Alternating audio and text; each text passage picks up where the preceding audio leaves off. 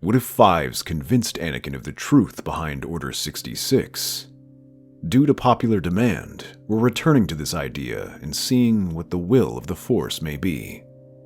The clone commander stares at him for a long moment, then slowly nods. "It will be done, my lord." Gesturing towards his men, the other Coruscant Guard fires at the Jedi. The Jedi there are taken off guard and are cut down. Palpatine smiles as he watches the battle unfolding around him. He knew the Coruscant Guard commander would never question a command without the inhibitor chips. However, he can only expect the clones in the prison to help him. These troopers wasted no time targeting the Jedi Order to guard him. Fox uses his clearance to get him into the hangar where a pair of shuttles are waiting for them. Fox and Palpatine get on board one, while the other heads towards the Jedi Temple. Anakin and Obi-Wan stand on the walls, deflecting shots from the shuttle's turrets as clones rappel down and fire at the other Jedi. What is going on here? I don't know, but those colors mark the clones from the Coruscant Guard. Yeah, so why are they here and not guarding Coruscant? A rocket flies out from behind them and strikes the attack shuttle in the wing, sending it spiraling into the courtyard. Rex lowers his rocket launcher and runs up to help them. Rex reports the clones trying to storm the temple entrance. The other Jedi managed to deal with them, but I recognize those troopers. They're part of Fox's unit. Fox? Oh no. Anakin tries to contact the Jedi guarding Palpatine, but receives no response. When another team is dispatched, they confirm the Jedi's worst fears. Palpatine is gone. Meanwhile, Palpatine and his escort journey to the Outer Rim, where a CIS ship is waiting for them. Once on board, Palpatine is greeted by Count Dooku. Master, I feared the worst when I heard of your capture. It is of little consequence. The Jedi could never have held me for long. Now we must adjust our plans after this setback. Palpatine begins to give orders, telling him to redirect CIS forces to retake Coruscant, but Count Dooku hesitates following them. Actually, my master, as with these changes of plans, perhaps it is also time for a change of leadership. Palpatine narrows his eyes. You overstep yourself, my apprentice. No, I understand my position quite well. You are no longer Chancellor. Therefore, you have no more power. I, on the other hand, remain the leader of the CIS. I still have power. The Dark Lord suddenly unleashes a burst of lightning at Dooku, who effortlessly blocks it. But as Palpatine runs forward, he is greeted by a barrage of blaster fire from the gathered droids. This forces him to block their attacks, leaving Dooku free to leap and strike at him. Your powers have grown weak, my lord. Palpatine's eyes flash with anger, but his breaths are labored. He parries the blows, but each deflection saps more of his strength.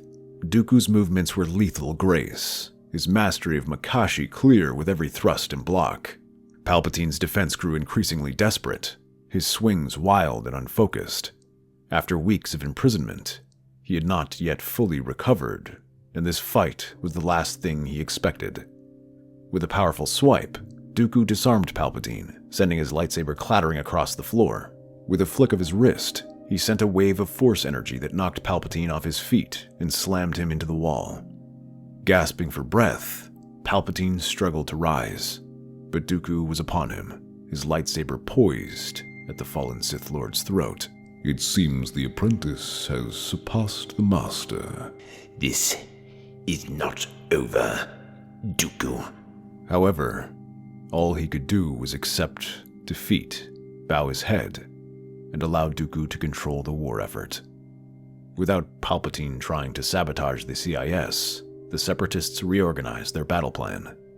One part of this is his access to Captain Rex's battle stratagem algorithm, allowing him to counter most Republic tactics. Combined with their massive advantage in numbers, the CIS begin to gain ground. All across the galaxy, worlds fall to the Separatists, putting the Republic on their back foot. Palpatine observes this from the sidelines, surprised by this change. At first, he believes it is simply because of his lack of interference, but over time, he realizes there is more to this success. Eventually, he learns about the battle algorithm and begins researching it, gathering whatever information is available from the Republic and CIS databanks.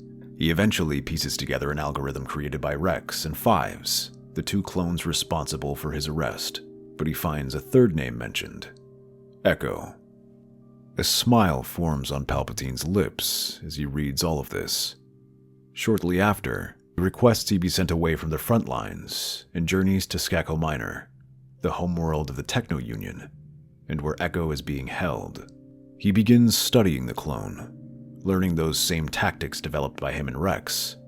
He also commissions Wat Tambor and Gizor Delso to develop new armor for the few clones still loyal to him, providing them with enhanced armor and powerful blasters. These are further augmented with new droid models that Palpatine secretly commissions.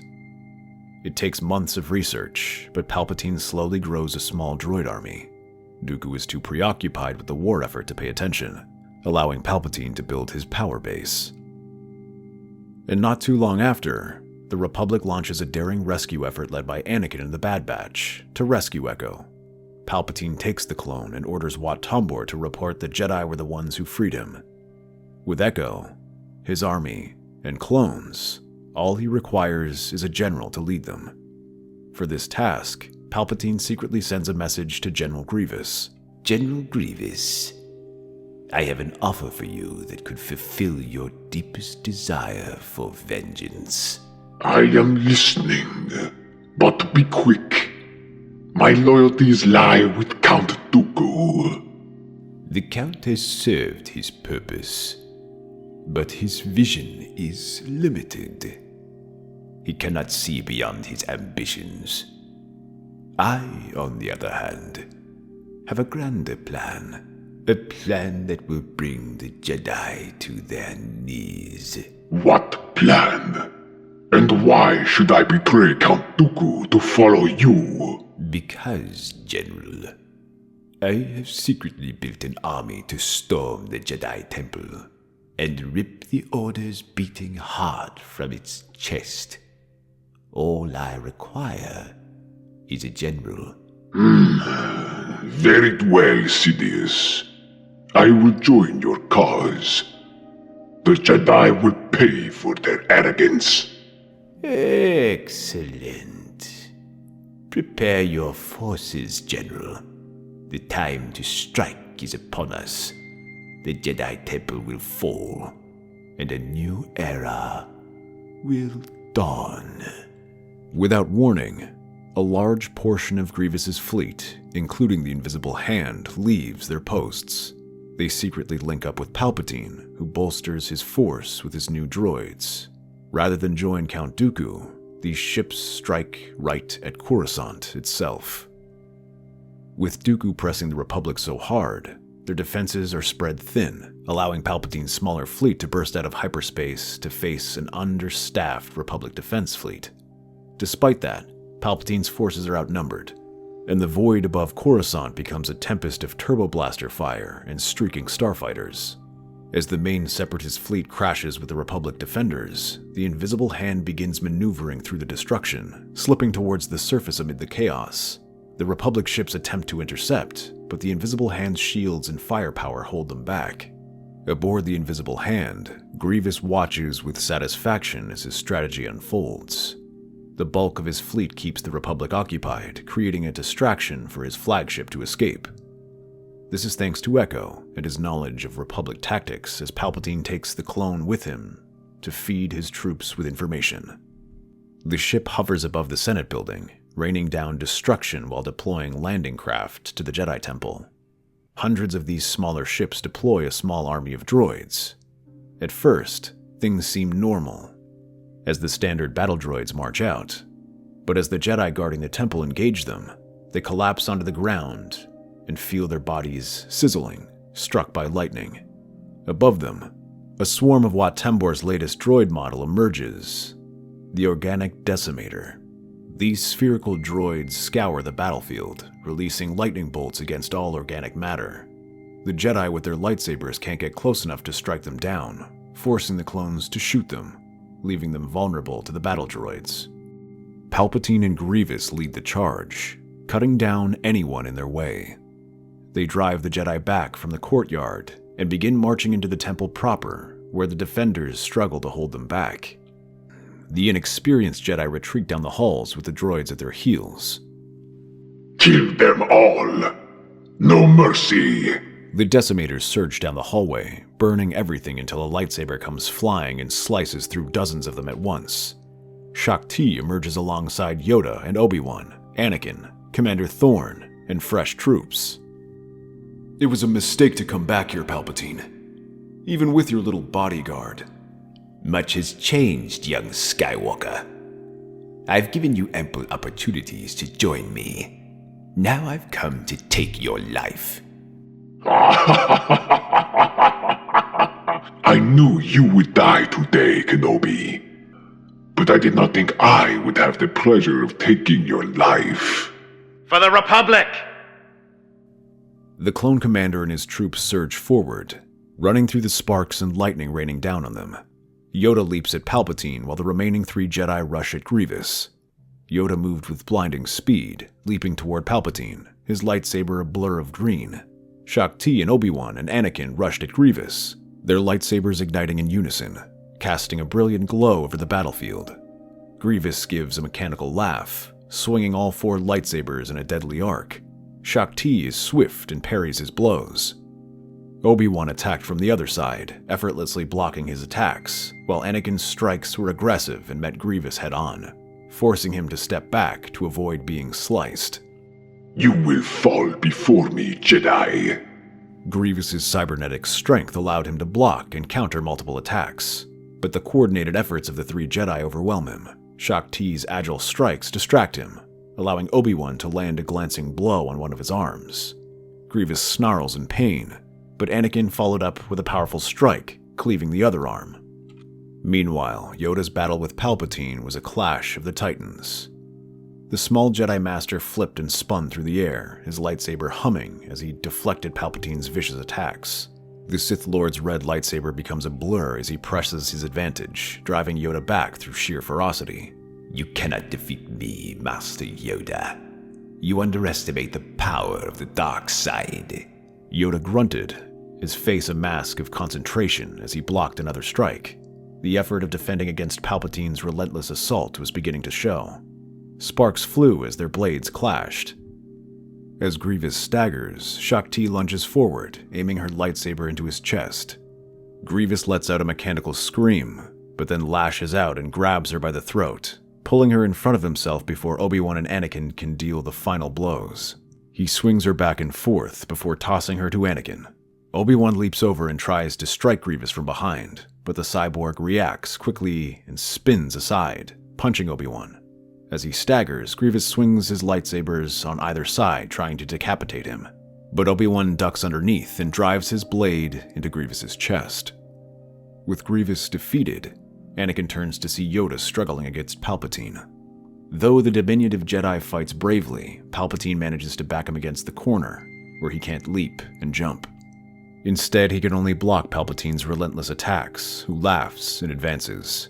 A glowing aura surrounds them, inky black for Palpatine and light gold for Yoda.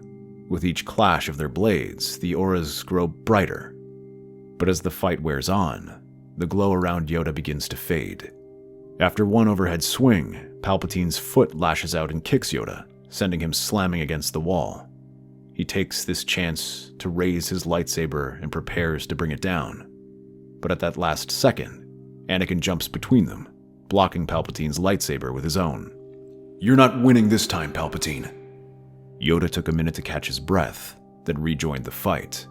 Together they push Palpatine back and attack from 2 directions, Anakin going high and raining blow after blow on him with his raw power. Yoda, meanwhile, using his agility and experience to strike at Palpatine's legs, knocking him off balance. The Sith Lord stumbles, allowing the two to throw him across the room with a force push. As Palpatine hits the ground, Shaak Ti and Obi-Wan hurry to join him, raining blows while he's fallen.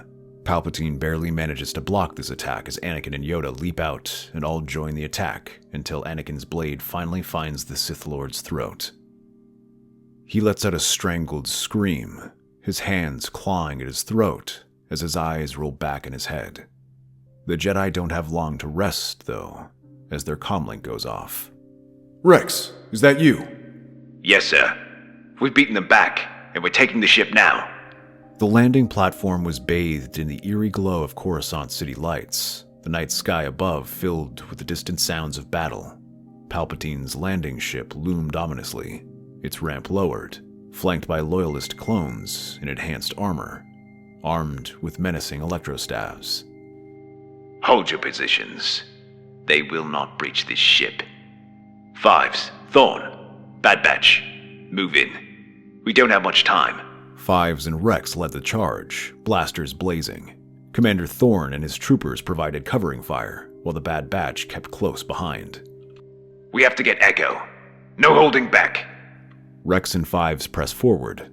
Rex fires a series of shots, taking out one guard, while Fives engages one of Fox's guards, his blasters flashing as he tackles the trooper to the ground. Thorn's troops advance steadily, their blasters firing relentlessly.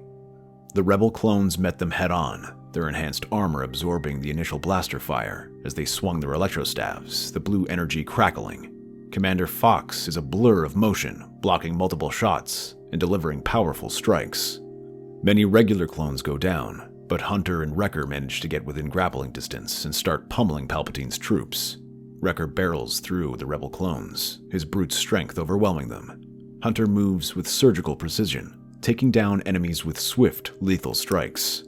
Those who don't fall are taken out by Crosshair, perched on a nearby vantage point, picking off loyalist clones with deadly accuracy, each shot finding its mark, creating openings for Tech to sneak into the ship. Fox remains on his feet and thrusts his staff at them, landing a blow on Wrecker, but the big clone remains standing even as the others join in. You're too late. Surrender now, and you might live. Rex and Fives focus their fire, taking down loyalist clones with pinpoint accuracy. Thorn engages Commander Fox directly, the two commanders clashing fiercely, their staffs crackling with energy. This ends now, Fox. You've chosen the wrong side. I follow orders, Thorn. Just like you should have. The rebel clones, despite their enhanced armor, begin to fall under the relentless assault. Soon Fox is the only one left standing, his staff crackling against Thorn, who blocks with his minigun and swings back, using the superior weight of his weapon to shove Fox back. Their duel quickly devolves into pure instinct as the two commanders lose themselves in the fight, only concerned with destroying each other. Tech, meanwhile, finds Echo, bound and unconscious. Tech quickly begins to free him, his nimble fingers working the restraints. I've got Echo. Cover us. With Echo freed, Tech lifted him onto his shoulder, rushing out the door. Fox notices this and shoves Thorn aside and tries to stab Tech with his staff, but before he can close the distance, he feels a stun bolt strike him in the chest. Rex holds up his smoking blaster. That was for Ahsoka. Grievous's fleet falls into chaos, allowing the Republic fleet to mop up the stragglers. More importantly, freeing Echo was a serious blow to the Sith, who could no longer predict the Republic's tactics. Not only that, but Grievous's actions open up a gap in the CIS defenses, allowing the Jedi to regain the momentum in this war. Without their greatest general, the Jedi begin to reverse their losses in the Outer Rim. Taking advantage of their industrial power, the Republic reorganizes and redeploys its fleets, pushing Dooku back to Mustafar. There, Anakin leads a daring operation that finally captures him. The Count is imprisoned for assisting Palpatine, while Anakin is made a master for his efforts. With the CIS defeated, the Republic can now begin to rebuild the galaxy. Their first step is allowing the clones to either retire or continue serving the rebuilding effort. That's our theory. The Star Wars universe is a galaxy filled with exciting stories and possibilities, and we love exploring them. If you want to accompany us on this journey to a galaxy far, far away, then please like, share, and subscribe to our channel.